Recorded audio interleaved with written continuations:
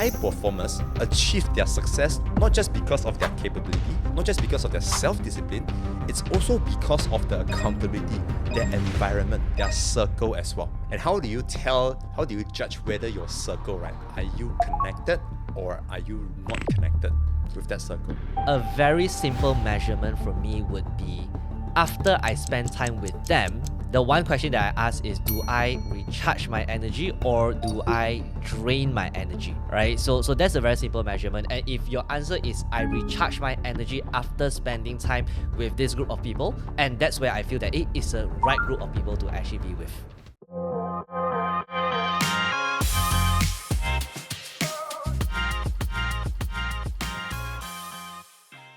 Hi everyone, welcome back to the Influence Shows, where influence meets breakthrough.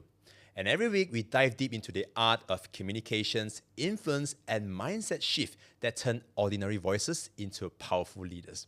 And today with me, of course, we have my awesome partner, Shui. Oh. All right. So in today's sessions, right, we want to talk a little bit about something that is relatable to influence and also relatable to success as well as breakthrough as well. Right. So you see, human being, right? We are actually a very social animal. We in the older days, we actually need our tribe, and also as time passes by, we need our other half. We need partners, romantic relationship.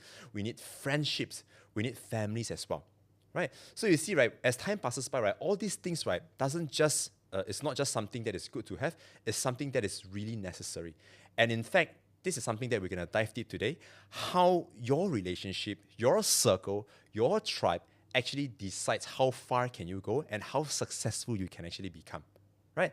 So before I get started, I just want to ask you, Shui, right? If I were to ask you, right, are you a more working alone type of person or are you the one that works better in a group? Which one are you? I think that I enjoy working alone a lot. And at the same time, there are certain works that I need to leverage on the help of a group to help me complete it. So definitely I would leverage on the help of a group as well.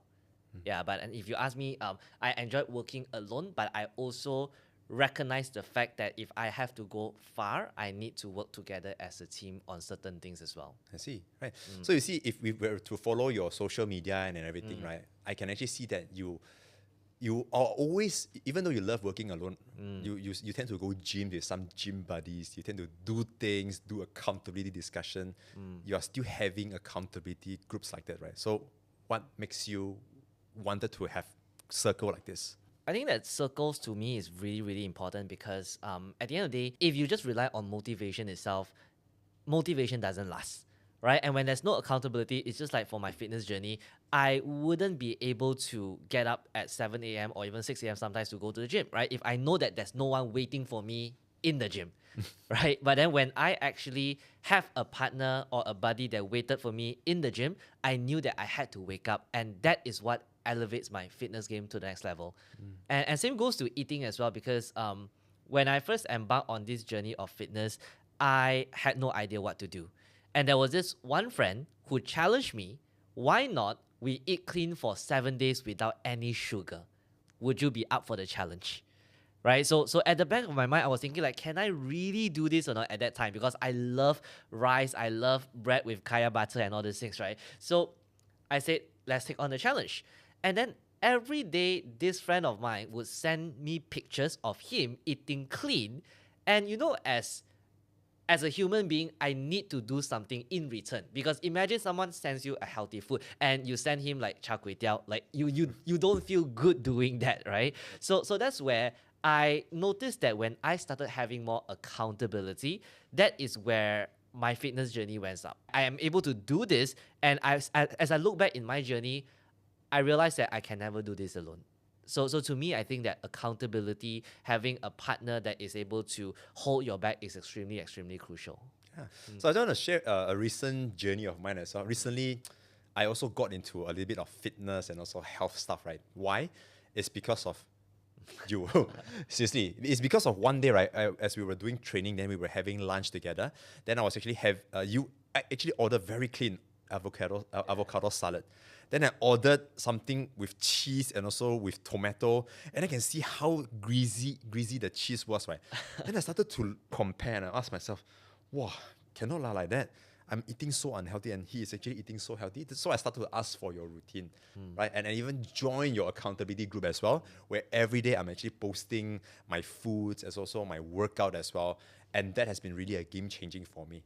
Yeah, I'm so much more aware of what I want to eat right now, right?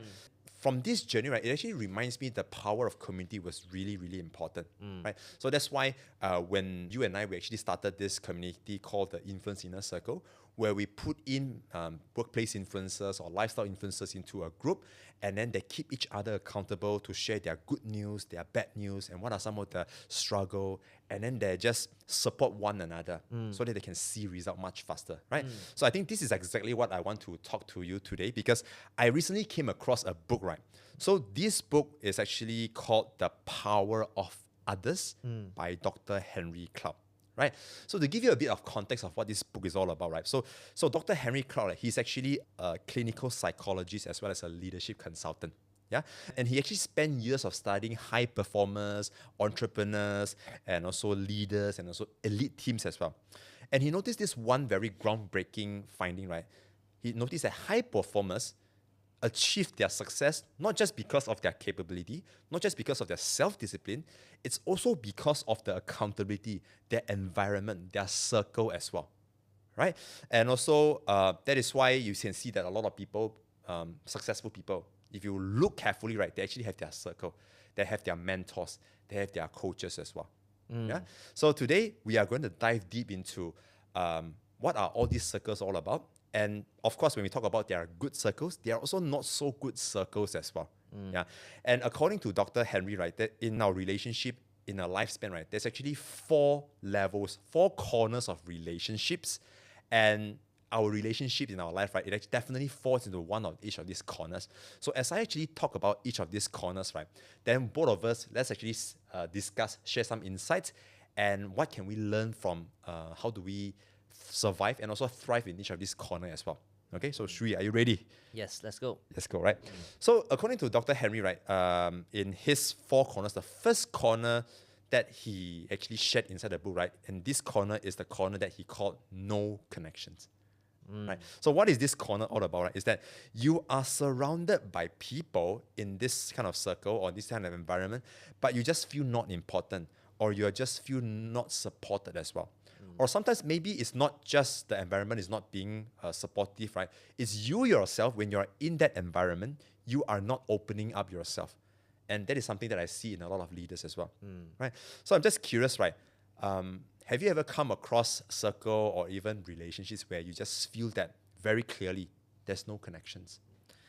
I think this happens a lot in workplace that I have seen, whereby people are there just to work for the money, but then there's not much of a connection there, right? So definitely, I think that in this kind of environment, I always tell people that it's gonna be very, very hard for you to thrive in this kind of environment. And even if you do thrive, even if that job pays you a lot of money, you won't be able to sustain long term, because the health that you are going to sacrifice, the happiness that you are going to sacrifice is way too much.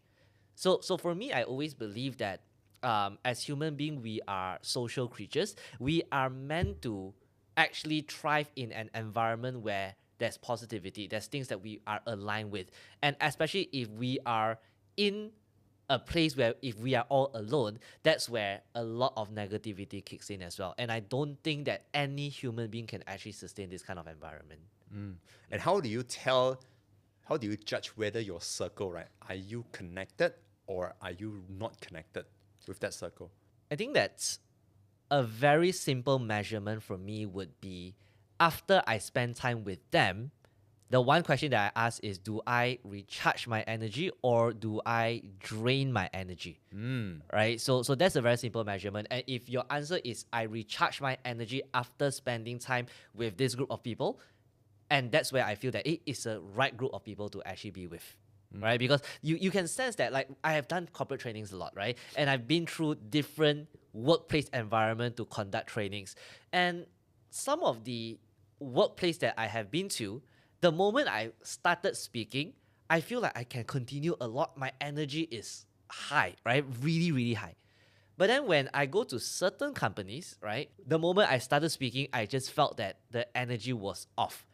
I spoke for 1 hour and I felt that I was dying. So that's how I judge, because I think as human being, we all can sense energy very well, right? And then the moment you talk to someone, or even when you are in a circle, you can roughly tell based on not words but your energy level, if this group of people, are they sucking your energy up, or are they actually giving you more energy? Wow, I think that's a really good gauge. Yeah. Yeah, and that happens to me as well as a trainer. Sometimes there are crowds where you just, wow, I feel like Yeah. more recharged. Some is like the more I train, the more I feel down, right? You want to go back already. I want to go back already, yeah. And also, quite a sad thing is also I saw that certain friendships and even certain relationships where they do not connect, they are not connected. They are, every time when they are meeting, they are doing their own stuff. They're checking their phones, and then not really talking about deep enough.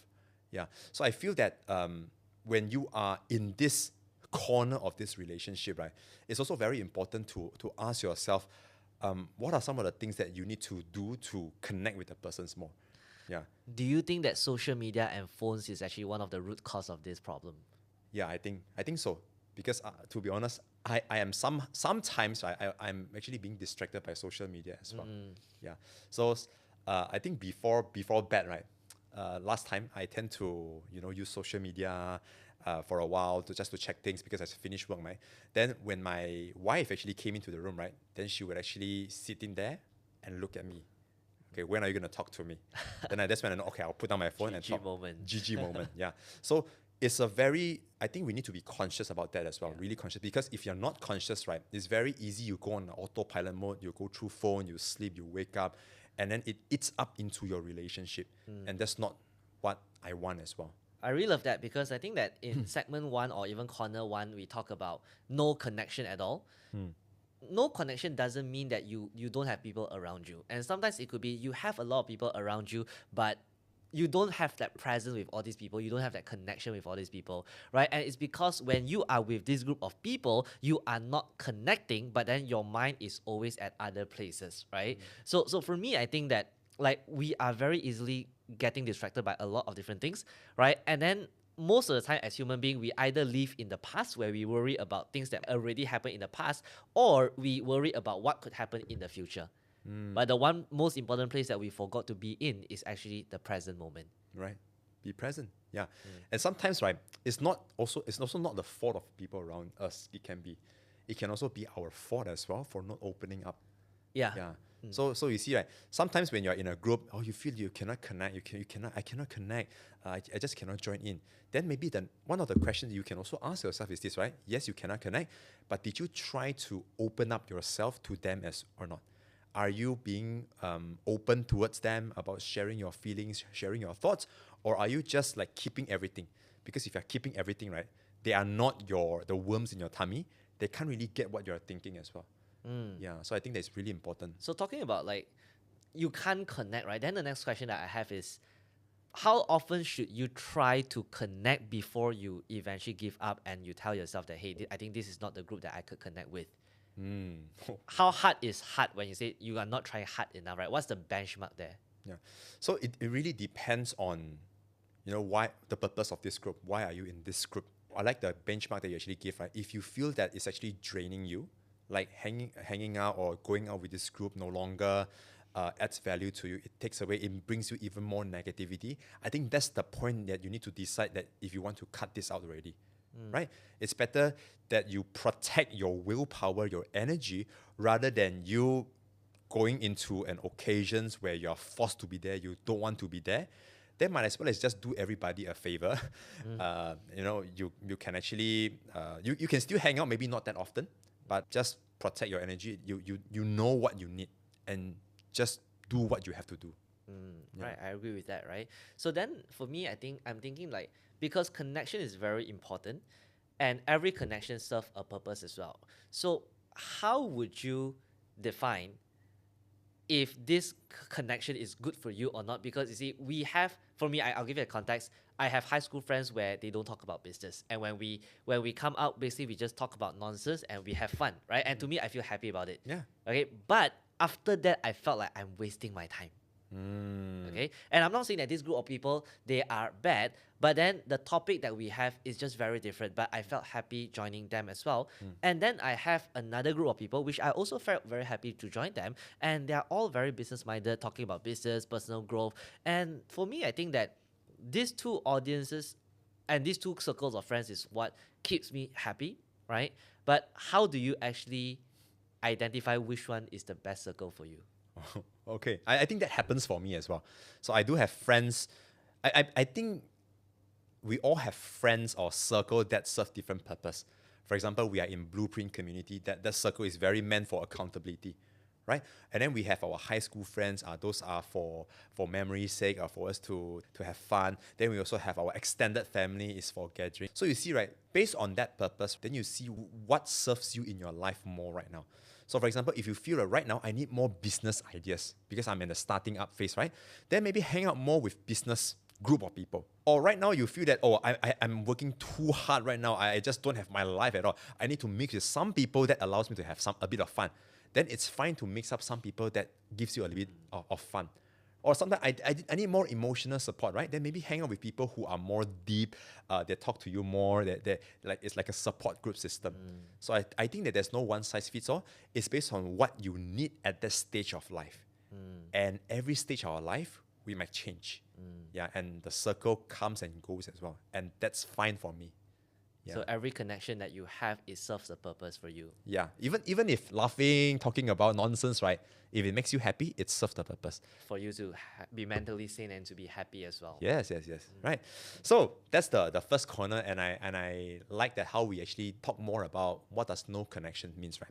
So the second corner of the relationship is bad connections. Okay, bad connections. So what does bad connection means, right? Bad connection is where it's the kind of toxic relationship that you're in. So when you are in this corner, right, this corner is when you constantly feel like you're not good enough. You are being beaten up. People throw words at you. People don't take you seriously.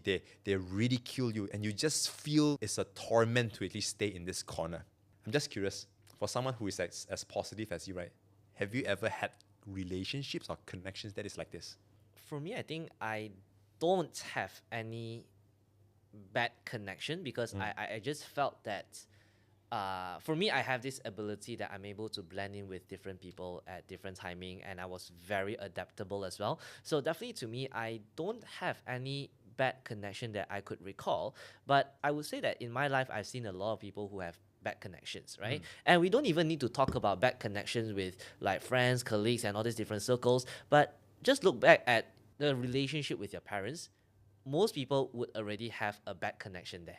Or some is even no connection at all, which is the first one, right? So to me, I think that having a bad connection, it just drains me a lot because looking at them where they could have had a better relationship with this person, but then eventually that relationship doesn't work out. So it affects not just that relationship, it affects their life, their emotion, and a lot of things that comes along as well, right? So for me, I think that I've seen a lot of people who have bad connection, and the reason why is because they don't know how to form good relationship. They don't have that kind of awareness, right? So for me, definitely, if you ask me back to your question, I don't have that, but I've seen a lot of people who have that, right? And that taught me a lot of lessons about learning how to manage people. Yeah. And I saw a lot of people, right, when they are in this bad relationship or toxic relationship, right? Yes, they know it's bad. They know it's not serving them. But have you also seen some people that kept on going back into it? Definitely. Despite everybody, hey, wake up. Can't you Especially see in it? relationship, yes. Why are you still there? But like in terms of the mindset, like what is actually causing these people to just keep on going inside this vicious cycle over and over again? I think it's because of their comfort zone. Because they know that in that relationship, even though they are suffering, they feel comfortable. Because think about it, if I have to break up, I have to go out there to go to Tinder again, to start looking for people again, right? It takes a lot of work, and I still need to know this person from the scratch all the way to our dating and then ask her out. The process was tedious. So most people, because of that, we tend to avoid those kind of situation and we stay in that relationship, right? And I think the second thing is also about opportunity cost as well. Because let's just say if you're in a 10 years relationship, right? And then basically you tell yourself that, oh, because if I'm in a 10 years relationship, and if I were to break this up, it means that I wasted 10 years of my life. Yeah, so then they are not willing to cut costs because they have the mindset that says, I can make this better, right? So the mindset of having this kind of opportunity cost is what stops people from moving out. And then the second one is basically like they are just too comfortable, and as human beings we are just creatures of habits. I think you summed it up really, really nicely, right? Very comfortable. And when it's too comfortable, they don't want to step it out and to see what's possible, or they're not able to see what's possible. Yeah. And also, one of the very important message that I think you actually shared, right, is that just because you have invested this amount of time and this amount of resources inside, right, it doesn't mean that you have to stick to it till your death, right? So you also need to ask yourself, at this stage of life, does it still serve me? Is it making me better, or is it making me worse, right? If the answer is that it's really draining you, it's hurting you, then no matter how much time you actually spend into it, it's better for you to, waste the last 10 years, then you can actually focus on what's possible in the next 20 or even 30 years. Yeah. So don't see that as a wastage, see that as a learning, I would say that. So in investment, we talk about cutting your losses, Cutting your right? losses, So when you see that it doesn't go according to expectation, you need to learn how to cut your losses. But I'm just curious, from your perspective, how do you cut loss in a relationship, or when do you think is the right time to cut loss? Wow. Well, I have not been a really toxic relationship before, but definitely there are certain relationship or certain friendship that makes me feel uncomfortable. For instance, I once had certain friends where we hang out, everything seems nice, right? But as time passes by, I started to feel like our conversations revolves around showing off this person's achievements, and then in a way like putting me down a little bit. So I feel like the more I hang out with this person, this friend, the more I feel I'm not confident. The more I feel that I am a bit FOMO. Yeah, so I feel that that's not the right step, right? But of course, I give this relationship, this friendship, some time for me to try and to see things right. So when I see that, okay, enough, I think that it's time for me to explore what are other possibility out there. Yeah, so I feel that the key here is also putting yourself out there to meet more new people, to explore what's possible. Yeah, and also to hear out about what are some other possibilities. I think the biggest thing that what makes people keep falling back into a toxic relationship is that they don't share about their challenges to others. They don't share about their situation to other people. Yeah, because maybe the other party tell them, hey, don't tell our problem to other people. So they keep it to themselves. But you see, the moment when you meet new people, or when you tell your issues to other people, then other people can actually point to you, hey, it's actually not normal, Actually, you should actually consider to do this as well. So I feel that putting yourself out there to meet more people, and at the same time as well if you are struggling, suffering, don't suffer alone. Open up to people whom you trust and whom you think that can actually help you. So there's a concept in this book. It's called connection audit. So it's where you learn how to see relationship as a mirror, and you audit your connection and also your relationship as well. Okay. So from time to time, you have a notebook that journals down who are the people in your life right now that you are spending the most time with, and are they draining you? Are they challenging you? Are they stretching you out of your comfort zone? Are they giving you comfort in life? So when you ask yourself questions like that, then eventually you will learn how to audit the circle of friends that you have, and you learn how to filter the right people in your life, and also those who are not, then you learn how to distance yourself away from them. So I think that it's very important that from time to time we actually do this kind of relationship audit, so that at least we know who are we consciously putting our energy on. Yes, when you have the awareness, that's when you have control over your circle as well. Yep. Love that. Yeah. So now we have talked about the second corner. The third corner is where this author actually talk about is the pseudo-good connections. Yeah. So pseudo-good connection, right, is like the seemingly good connection. So when you're in this corner, right, this connection feels like, wow, it feels really good. Oh, we always get to have a lot of fun. We get to go to a party. We always get affirmations like, bro, you have done so well, right? You get a lot of validations, right? But not necessarily the truth. But you just feel good in this circle because, it's all about fun. It's all about making you feel good, right? So again, I want to ask you, do you have or have you ever had circle that is like this or relationship that is like this? For me, I think that I do have relationship where last time it was all about fun, where we went out, party, drinking, and also I think that like you will realize that to a certain extent when you stop doing something with them, they start distancing themselves from you, right?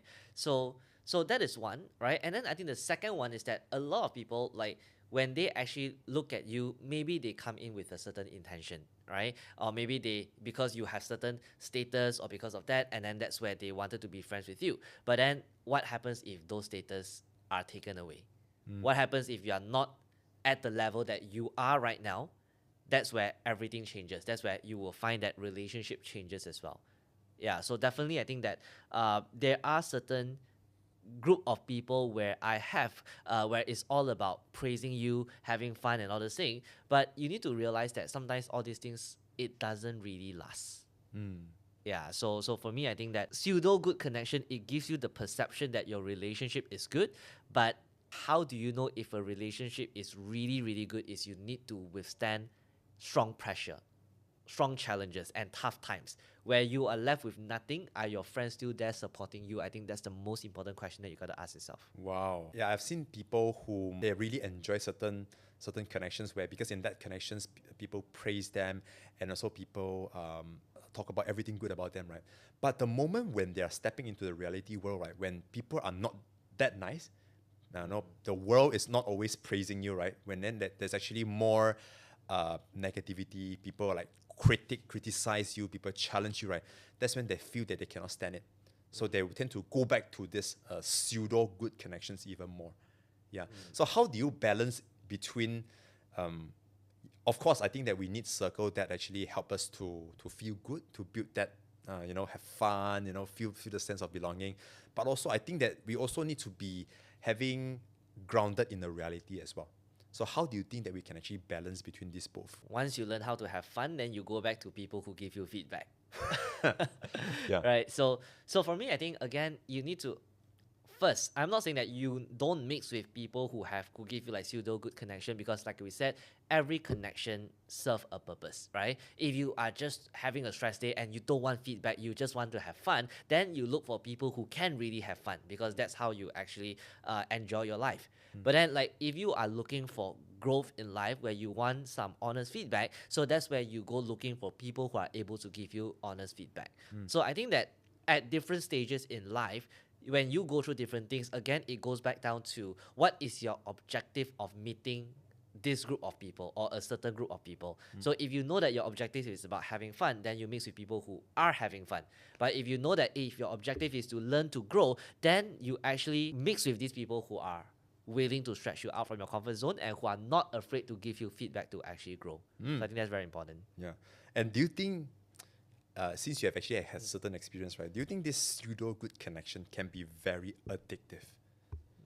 It can, because when you have pseudo connection is where when people praise you, we as a human being, we love to be praised, because when we are praised, your dopamine actually goes up, and that's where you crave for more dopamine, you crave for this kind of rewards, right? So definitely, like, it's just like anything, video games, drugs, it will give you that kind of addiction as well. But you need to be able to identify, right? Yes, feeling good is great, right? People praising you for your achievement is great, but then you need to ask yourself, what's next? What can I improve on after all the praises? Right? But of course, we love praises, and praises are the things is also sign that shows us, hey, I have done well at certain things. That's why people praises us. Right? But then what's next beyond that is where you need feedbacks for you to grow. So that's where you need to have another group of friends who are more than willing to give you uncomfortable feedback. Nice, right? So I think that it's also really important for us to, because the pseudo good connections, right, can be sometimes mistaken as a good connections, right? So I think that yes, if you need some validations, of course you can actually get some energy from this pseudo good connections. But as time passes by, it's really important for us to ask ourselves what's next, and also after all this fun, what's next? You still have to go back to your reality. Right. And I think that very important thing is that people take sometimes pseudo good connection as a form of escape. Okay, I have this problem in my relationship I can't solve. Oh, I go out with my friends whom let's party and everything just to numb ourselves. Or I have this problem at business, at work that I couldn't solve, right? It's okay, let's go. Let's actually, so don't let this become your coping mechanism, because the key is still go back to whether you have solved to the root of the problem, right? Because if not, you will just keep on going back. It becomes your run away mechanism. But how do you differentiate between pseudo and also a true connection? Well, how do I actually decide it, right? So that also which leads me to my next point, right? So the corner 4 of the relationship actually written by this author, right, is actually the true connections, right? So these true connections, right, is where everything is much more balanced. It's a sweet spot where you have people to give you the emotional support. They have people to praise you. At the same time, they are also challenging you as well. They are also pointing out to you. They are not afraid to tell you that, hey, bro, I think that you need to look into this. Hey, bro, I think you need to solve this problem. And these are the truth that most people, sometimes when they are in problem, they don't want to hear, which they need to hear. How I would differentiate is that I think both of us, we are a member of this entrepreneurs community called the Blueprint Community. Yeah. So I think that when we are in this circle, what I feel is that, right, yes, we have a lot of emotional support, but there are also a lot of moments where people inside there are challenging me. Hey, Wicked, this food is not past the food that you just sent in there. Yeah. So how about you? How would you define your true connections? For me, I think it's about people who are willing to challenge you and care for you at the same time. Right? So I call this tough love, that people are willing to love you, maybe not in a way where you wanted it to be. Maybe they will be telling you truth that you don't want to hear, but you need to hear those truths. Right? So for me, you see, in our inner circle, one of the principle that I always believe in, one of the core values is this thing called challenge with care. Right? Because why is this challenge with care? And it's also something that I adopted from this Blueprint community as well. I think challenge is good, right? Because when you learn how to challenge people, that's where people grow from it. But then you notice that there's a fine line between, if we talk about the second corner just now, bad connection, right? So when you challenge people, you've seen bosses where they just challenge you. I think you can do better. Why are you doing this, right? So they are challenging you, but then there's no connection there. So if you just challenge someone without any care, you will actually fall into the second corner, which is basically the bad connection, right? And because of that, people don't like you. People see you as a leader only because you have the power and the authority. And the moment you step down, everything is gone, right? So why do we put challenge with care? Is because when I challenge you, the intention is not for the sake of challenging, but the intention is because I care for you, and that's why I challenge you. So I have a lot of people in my life who are willing to challenge me, even coaches as well. And sometimes I paid for people to challenge me, right? We paid 5 figures for coaches to come in to challenge me. I think you can do better. I think this is not doing great, and you need to actually improve on it, right? Because as human beings, for us to grow, we need to hear the truth. Yeah, so that's how challenge with care came across to our values, because you need to challenge someone, but you need to also care for that person as well. And this is what I call tough love. Wow, love that. Yeah. So speaking about influence inner circle and also challenge with care, right? I still remember, I think just recently, in our influence inner circle, where you have to, you have to commit to submitting your 3 tasks every week so that the team knows what you're doing. And then there's this person in this group actually forgot to submit the 3 tasks.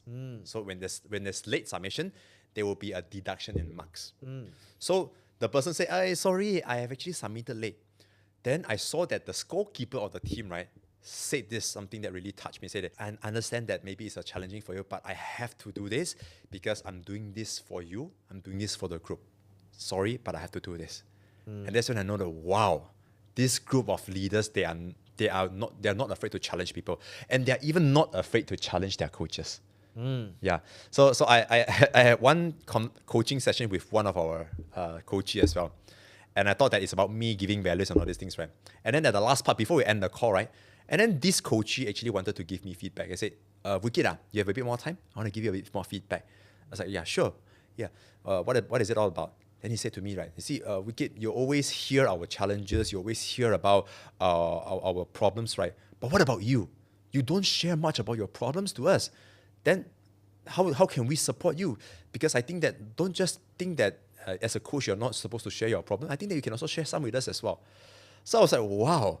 You see, these coaches, right, they are not just challenging one another, they're also challenging their coaches as well. And sometimes I learn a lot from all these people as well.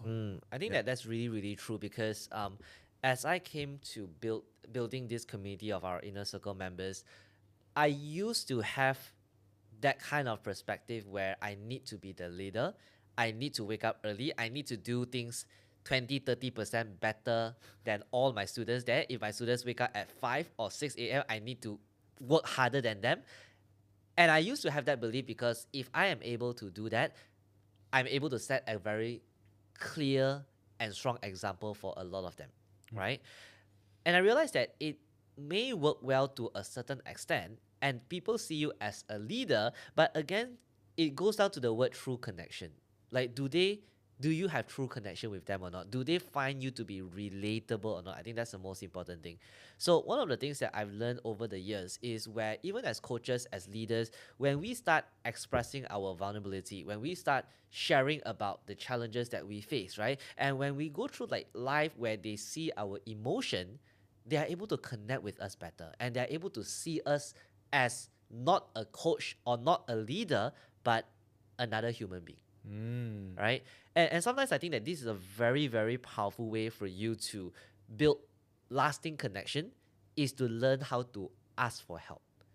Because most of the time, we are being taught that I need to give, I need to contribute, but we never learn how to ask for help. But sometimes asking for help is also a way to form good connection because number one, when the person helps you, the person feels good about it. Right? And then the person feels that he is in value because he feels good about helping you, right? Because if you are the coaches and if you always don't ask for help, people will feel useless around you. Like what value that I can provide for you. It's true. Right? But then if I learn how to ask for help, then at least the person who are providing help, they feel more useful and then they value this connection much, much more. Yeah, so that's one of the things that I learned in managing the circle. Yeah, I love what you said, right? And that was the problem that I faced last time is that I feel like asking for help is something that is going to bother people. Yeah. Yeah, but turns out when people help you, you give them an opportunity to help you, they also gain something from it as well. Yeah, so that's a really important mindset to have as well. Yeah. So you see, when we talk about this, the corner four, which is the true connection, and in this book, they keep on talking about how can you get more of a fourth corner, how can you get more of this kind of true connections. So what about you? Like, how do you think that we can actually get more of this kind of true connections? Two things for me, if you ask me. Number one, you need to put yourself out there to network and to find people. Because a lot of times we tend to complain that, hey, I don't have enough quality connection in my life. But then the problem is that you don't even go out there to look for people to connect with. So we all have this one friend where every single week he make himself a goal that I need to connect with at least one person that I don't know, right? So imagine that if there's 52 different weeks, right? And if every week he's able to connect with different people, right? In a year, he's able to connect with 52 people. And if you were to multiply this across 10 years, he would have met about 520 people, right? In 10 years' time. Wow. And if I were to ask you in 10 years, how many new people do you normally meet? For most people, we don't keep track of that, right? And then, you see, a lot of times people say that, hey, he's lucky he's able to meet his mentor that helps him around. He can actually meet these people and that's why he is successful. But for me, I think that sometimes success is not by chance. It's about how hard you actually work, right? Because if this person, let's say if God is fair, and if God actually give 10% of chance for you to meet someone that could potentially change your life, right? And if he meet 500 over people in 10 years, the 10% of it is about 50 people that could potentially help him with his life, with his business. It's a number game. It's a numbers game, right? It's just like, for example, some people, they go to dating, they meet one person, and then eventually they say that, this person is not good for me. And then they form a conclusion, I will never find the love of my life. No one loved me. I love So- that theory of yours. Yeah, so basically it's a numbers game, right? And same goes to sales, is also the same, right? Sales, business, relationship, and even networking as well. Number one is again coming back, putting yourself out there to meet new people. I think that's the first thing, right? And second thing is when you meet these people, right? I always believe that you need to learn how to give, right? And then Adam Grant, there's this book called Give and Take, and he talked about there's three types of people. First one is what we call givers. So givers is where you learn how to give, you learn how to add value to people. So that's number one. Then there's the second type, which is what we call takers. So takers is where they only take but they never give, right? And these are the people where they will only ask for benefit for themselves, but they will never think about other people. That's takers. And then the third one is matches. Matches means that if I give 50%, I need to match it. I need to get back 50%. So that's what matcher is, right? So let me ask you this. Like based on your first thought, right? Do you think that in corporate there's more givers, takers, or matches? What do you think? I think there are more takers. There are more takers, right? Now I would say that yes, there are more takers. Matches is almost the same as takers as well. Not a lot of givers, right? Then the second question I ask you is, for givers, do you think that they are more successful or do you think that they are less successful? Givers, right? Yes. Yeah.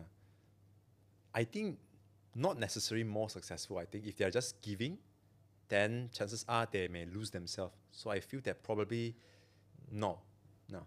All right, great. So see, what they found is that givers, they normally ended up in very two extreme side. Right? So what they found is that the lowest performers in the company are usually givers. Right? And the top performers in the company are usually givers as well. Oh, interesting. Right? So why does this happen, right? It's because for some givers, when they don't learn how to protect their energy, they are all about giving to a point where they burn out, they care about everyone's stuff, but then they forget to do their own work. So that's the first type of givers, right? And we know a lot of people like that, we are giving a lot, but sometimes we just burn ourselves up, right? But then there's this second type of givers who learn how to give intentionally, and then when they give, they also learn how to protect their energy, right? So then that's how they get to the top in the long run. Because when you give, you tend to actually receive more as well. So we always say that givers always gain. All right. So coming back to my point, I think that the second thing when you need to look for when it comes to meeting people is that you need to learn how to give. Because when you learn how to give, that's where people would always reciprocate and people will always want to give back in return. Right. So that's why one of the rules that I always have when I meet people, right, is that no matter how expensive the lunch or dinner is, I would always pay for it. Right? Why? Is because think about it, right? Imagine that if you sit down with, let's just say, a CEO or a millionaire, do you think that the millionaire doesn't have money to pay? Not really, right? But that intention of you paying, you might see that as as a cost, but you will get back so many things in return in the future, because all the little action is taken into consideration by the people that you're having lunch or dinner with. Yeah, so to sum it up, I think two things. First one, put yourself out there because relationship is a numbers game, right? And second thing is givers always gain. Yeah. Wow, I love the whole new perspective that you brought to these four corners. Yeah, so I think that actually a lot of these four corners, right, with just simple tweak, right, it can actually go to another corner. For example, you mentioned that true connections can be sometimes mistaken with the bad connection just because you just challenged but you didn't care. Or for example, a true connection can also be confused with a pseudo-good connection when you just care all the way fun, but there's no challenge. Yeah, so we just simple change like this, right? It can actually mean a whole new thing, and it can also bring a different impact to you as well. Right?